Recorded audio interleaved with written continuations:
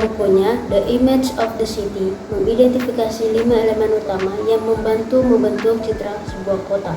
Yang pertama path atau jalur, yang kedua edge atau batas, yang ketiga district, yang keempat nodes, dan yang kelima landmark atau penanda. Berikut adalah beberapa contoh penerapan elemen-elemen tersebut di Kota Palu.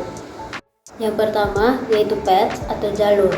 Contohnya di Kota Palu itu Jalan Trans Sulawesi, jalan utama yang menghubungkan Kota Palu dengan kota-kota lain di Sulawesi Tengah, menjadi jalur penting bagi mobilitas warga dan distribusi barang.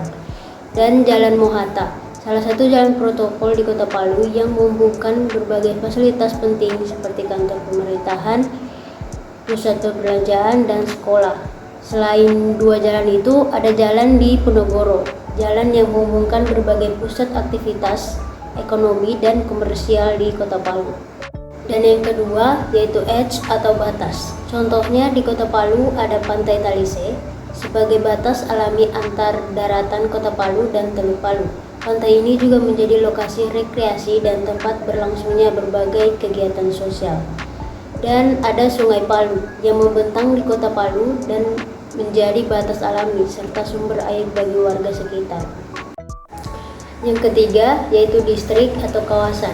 Dan contohnya di Kota Palu ada kawasan pendidikan yang berada di Tondo, ada Universitas Tadulako, dan di Jalan Dewi Sartika ada SMP 6, SMA 3 Palu, dan masih banyak lagi kawasan-kawasan pendidikan dengan berbagai fasilitas akademik dan area komersial pendukung. Dan kawasan Tatura Selatan, distrik yang dikenal dengan aktivitas komersial dan pusat perbelanjaan. Dan yang keempat ada node atau simpul atau titik kumpul.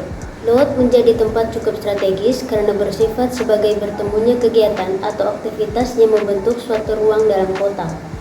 Dan node yang ada di Kota Palu diantaranya ada Lapangan Batu Lemo, merupakan simpul utama di Kota Palu yang sering menjadi lokasi berbagai kegiatan dan acara penting seperti upacara bendera dan festival.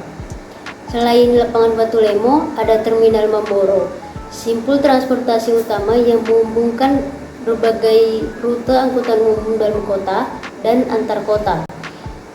Dan ada Taman Gor yang sering menjadi lokasi berbagai kegiatan olahraga. Dan yang kelima ada landmarks atau penanda. Dan contohnya di Kota Palu ada Masjid Agung Darussalam Palu, salah satu masjid terbesar di Kota Palu yang menjadi landmark keagamaan dan arsitektural.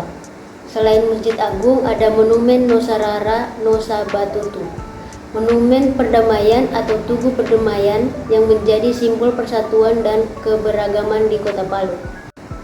Elemen-elemen ini membantu warga dan pengunjung dalam memahami, mengenali, dan menavigasi Kota Palu dengan baik.